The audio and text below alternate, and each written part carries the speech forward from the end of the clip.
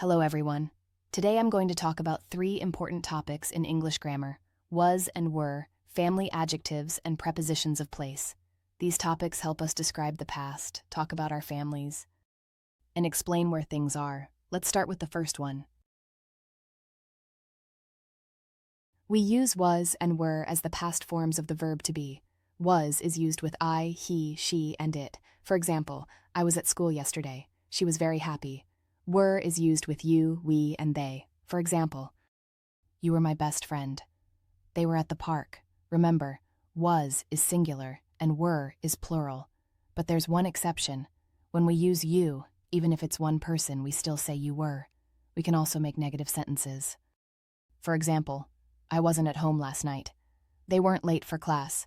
And for questions, we switch the order. Was he tired? Were you ready? It's simple, right? Now, let's move to our next topic. When we talk about our families, we often use adjectives to describe them. These are called family adjectives because they tell us about our relatives and their personalities. For example, my mother is kind and caring. My father is hardworking and funny. My sister is friendly but sometimes a little lazy. We can also use adjectives to describe family relationships. They are a close family. My grandparents are loving and supportive. Using adjectives helps our sentences sound more natural and emotional. So next time you talk about your family, try using words like honest, patient, responsible, or generous. Now let's continue with our final topic. Prepositions of place tell us where something or someone is located. The most common ones are in, on, under, next to, behind, in front of, and between. Let's look at some examples.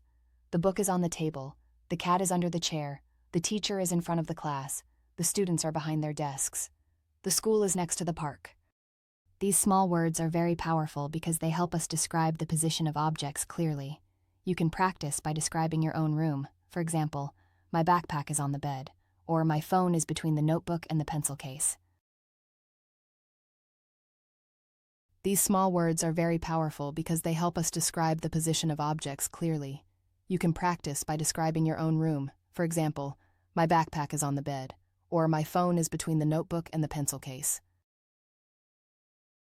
So to summarize, we use was and were to talk about the past. We use family adjectives to describe our relatives and their personalities, and we use prepositions of place to say where things are. All three topics are very useful in daily communication. I hope this short explanation helps you understand them better. Thank you very much for listening.